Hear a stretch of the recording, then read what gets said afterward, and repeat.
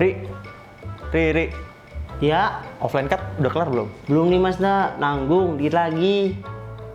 Pada tahu nggak sih project access itu ada di harddisk yang mana? Ya udah, kalau gitu kopiin bahan mentahnya dulu aja deh. Gue pengen bikin grafis.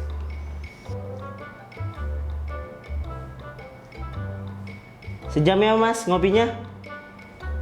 Loh, kok jadi 2 jam? Riri, sekalian kopiin biar gue langsung reeling aset. Aduh, ini aja belum selesai, lu udah minta juga. Anjir, ini kenapa harddisknya jadi nggak bisa kebaca ya? Mampus gua. Gue pakai SSD kok, pasti lebih cepet. Nih, Hehehe, gue dulu. Ri, sekalian ya, kopiin video review yang kemarin. Gue lupa taruh di mana videonya. Yah, harddisknya nggak muat nih Mas. Bisa dihapusin tuh nggak nih data-datanya? tuh kan. Tahu gitu mending gue duluan dah yang copy data. Buset, ini gue dari tadi nyari project asset ada di harddisk yang mana nggak ketemu-ketemu. External hard drive sebanyak ini tuh malah jadi bikin bingung. Nyari datanya itu ada di harddisk yang mana itu, aduh pusing gue anjir. Mas Kun dari tadi ngapain sih? Ngumyang aja dari tadi. Iya nih Mas Gun, kenapa sih? Tahu? Mas Jun kenapa sih?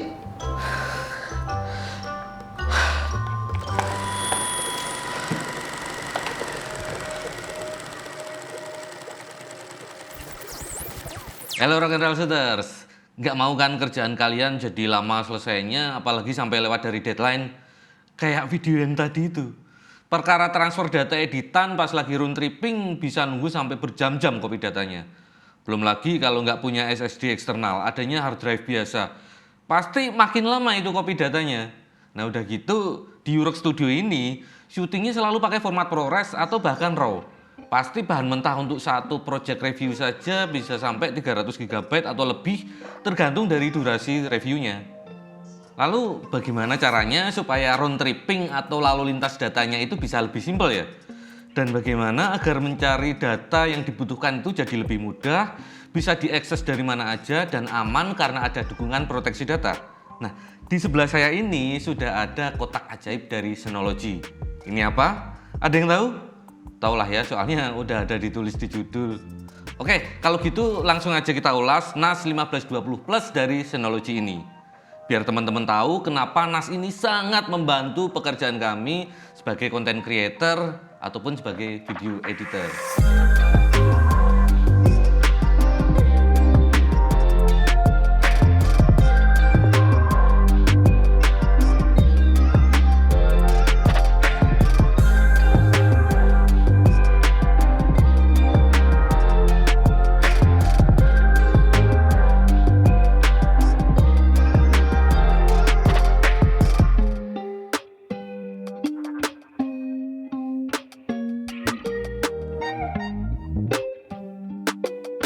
Apa itu NAS? Mungkin beberapa teman-teman di sini udah pada tahu lah ya apa itu NAS. Untuk yang belum tahu, NAS itu gunanya untuk kebutuhan backup dan sharing data.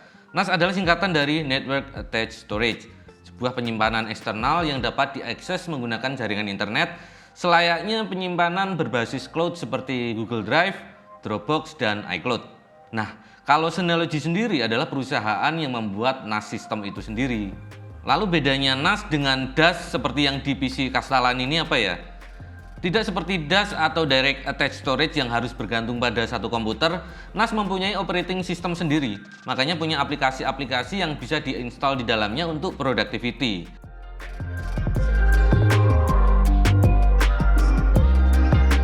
NAS juga bisa diakses dari manapun dengan device apapun selama diberikan akses.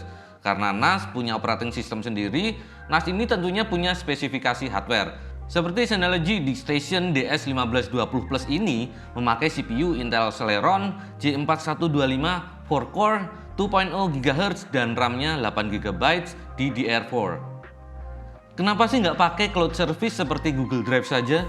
Karena biaya berlangganan cloud service itu mahal kalau harus mengakomodir pekerjaan kami yang berurusan dengan data-data video berukuran besar. Misalnya kalau kita mau langganan 10 TB saja, Itu subscription per bulannya 1.350.000. Setahun udah 16 juta sendiri. Sedangkan harga satu keping hard drive NAS yang 10 TB itu hanya 6 jutaan saja.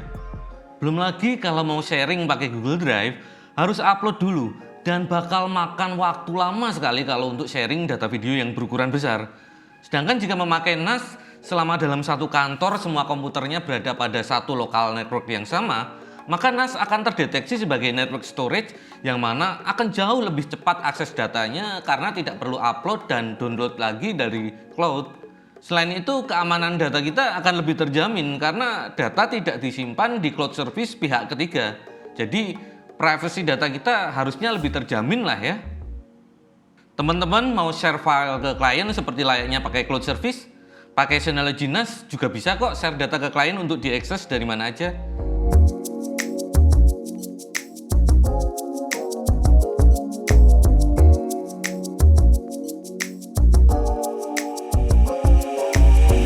Agar semua komputer di kantor atau rumah kamu bisa langsung akses ke NAS, yang mana NAS ini akan kedetek sebagai Network Storage di Finder atau Windows Explorer, semua komputer wajib terhubung dalam satu jaringan yang sama dengan memakai switch hub atau terhubung ke satu router.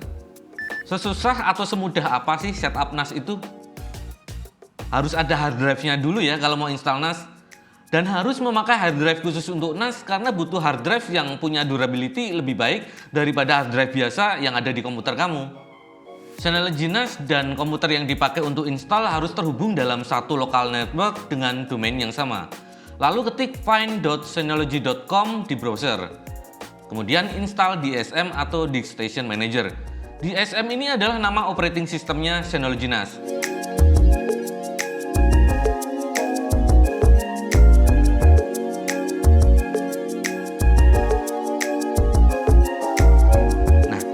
Membedakan Synology NAS dengan NAS lain karena WebOS-nya itu sangat intuitif dan mudah untuk dipelajari. Setelah masuk DSM, pilih opsi volume, lalu create. Yang biasanya bikin bingung buat yang pertama kali setup NAS adalah memilih tipe RAID saat create volume. RAID alias Redundant Array of Independent Disk adalah sistem manajemen penyimpanan data kita di dalam NAS. Bagaimana cara mengkombinasikan hard drives-nya? Apakah akan ada backup atau tidak, dan bagaimana sistem otomatis membagi-bagi penyimpanan datanya di tiap-tiap hard drive di dalam NAS. Biar nggak bingung lagi, teman-teman bisa memakai simulasi RAID dengan memakai RAID Calculator yang ada di webnya Synology. Teman-teman akan tahu bagaimana sistem pembagian hard disknya untuk sistem manajemen datanya di sini dengan tipe RAID yang berbeda-beda. Kalau Rock'n'Roll Shooters masih bingung harus memakai tipe RAID yang mana, saya rekomendasikan memakai tipe SHR saja dengan memilih mode Quick. Kenapa memakai SHR? Karena dengan sistem ini prioritasnya adalah akses speed dan keamanan. Keamanan yang dimaksud di sini adalah adanya proteksi data jika amit-amit data kamu rusak atau hilang karena hard drive-nya kamu bermasalah. Lalu apa sih SHR ini? SHR atau Synology Hybrid RAID adalah Automated RAID Management System yang didesain untuk mempermudah storage management dan lebih cocok buat user NAS baru yang kurang familiar dengan perbedaan bermacam-macam tipe RAID. Untuk memakai fitur proteksi data SHR ini, kamu butuh minimal 2 hard drive dengan kapasitas yang sama. Synology NAS DS1520 Plus ini bisa menampung sampai dengan 5 storage tipe 3,5 inch SATA hard drive atau 2,5 inch SATA hard drive atau 2,5 inch SATA SSD.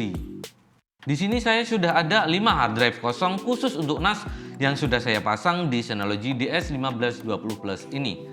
Karena saya merasa cukup dengan kapasitas 16 TB untuk lalu lintas dan penyimpanan data dan 4 TB untuk data protection, maka saya memutuskan untuk memakai SHR dengan memilih mode Quick.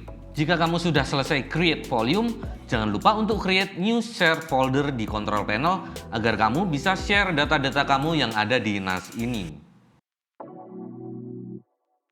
Dan sekarang semua komputer yang ada di Europe Studio bisa langsung akses share folder yang ada di Synology DS1520 Plus ini. Private Cloud Service dengan domain sendiri. Supaya bisa akses Synology NAS ini dari mana aja dengan mudah selama kamu terhubung dengan internet, nggak hanya di lokal area network kantor atau rumah kamu, jangan lupa untuk setup Quick Connect ID untuk mendapatkan domain name sendiri. Caranya simple banget. Jika kamu sudah selesai setup Quick ID, Maka kamu tinggal akses Synology NAS kamu dari web browser saat kamu berada di belahan dunia manapun dengan memakai URL Quick Connect yang sudah ada. Simple banget kan? Link aggregation atau LAN bonding. Synology DS1520 Plus ini mendukung sampai dengan 4 link aggregation karena ada 4 LAN port 1 GBA. Selama sistem network kita mendukung kecepatan 1 gigabit per second mulai dari router, perkabelan, sampai LAN card di komputer kita bisa mendapatkan total access speed sampai dengan 4000 Mbps. Ini berguna banget untuk mendapatkan transfer rate yang lebih baik jika banyak komputer yang akses data berukuran besar secara bersamaan ke satu NAS. Tapi ini bukan berarti access speed untuk satu komputer bakal otomatis bertambah ya, karena ini untuk dibagi-bagi. Analoginya begini biar nggak bingung. Misalnya kamu punya mobil sport yang kecepatan maksimumnya itu bisa sampai 200 km per jam. Walaupun kamu dikasih jalan 4 lajur, speed mobil kamu tetap aja maksimum di 200 km per jam. Nggak bakalan naik speednya. Lalu untungnya apa dikasih 4 lajur?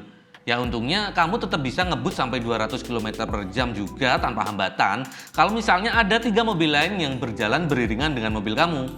Intinya kamu nggak akan berebutan akses dibandingkan kalau cuma dikasih 1 lajur dan harus dipakai beramai-ramai.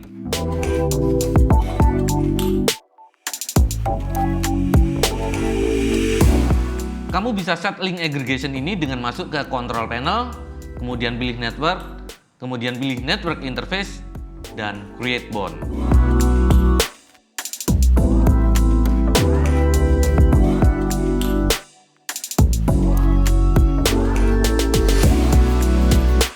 Mobilitas tanpa batas.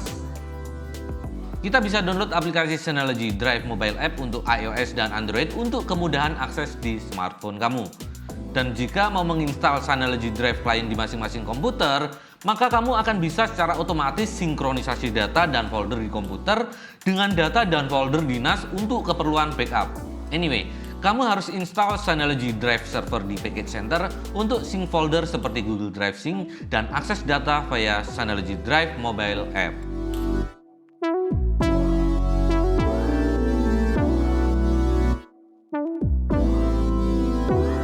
Yang biasa terjadi ya, kalau misalnya nih seharian saya ngerjain dokumen di kantor, kemudian waktu pulang ternyata lupa nggak ke copy datanya. Nggak perlu lagi tuh saya putar balik ke kantor buat ambil data. Karena ada fitur auto sync dari Synology Drive App-nya, data yang tadi udah ada di NAS, tinggal kita buka aplikasinya di HP atau di laptop saya dan jeng jeng bisa dibuka di mana aja kan? Nah, udah pada tahu kan kalau NAS itu cocok banget dipakai untuk yang membutuhkan media penyimpanan berbasis internet. Nggak cuma di kantor aja, tapi kalau kamu mau bikin home storage untuk di rumah, bisa banget. Mungkin untuk media server, buat koleksi film, lagu, dan lain sebagainya. Udah gitu, mudah banget kalau mau buka apa aja, kapan aja, dan di mana aja file-file yang kita butuhkan selama kita punya koneksi internet dan akses ke NAS sistem kita. Apalagi nih ya, buat konten creator di era sekarang yang pada niat-niat banget. Daripada pakai DAS, mending pakai NAS karena kalau butuh-butuh file yang harus diakses bareng jadi gampang. Nggak perlu kopi-kopi file yang akhirnya nanti banyak duplikatnya di device masing-masing atau di banyak hard drive. Jadi menu-menuin data dan bingung kalau mau nyari data. Gimana? Menarik banget kan? Sekarang punya server pribadi kayak gini udah nggak perlu repot-repot dan mahal.